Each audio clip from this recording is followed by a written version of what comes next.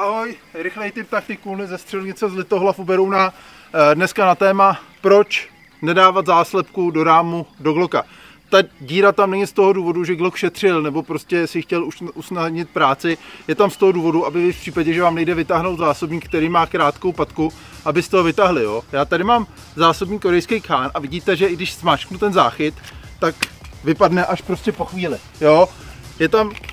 Proto je tam ta díra, vidím, nejde, odklepnu si, jak jsem zvyklý, vezmu palec a vyndám krásně zásobník. Tak z toho důvodu je tamhle díra. Hele, rychlej tip, ahoj, další taktiku.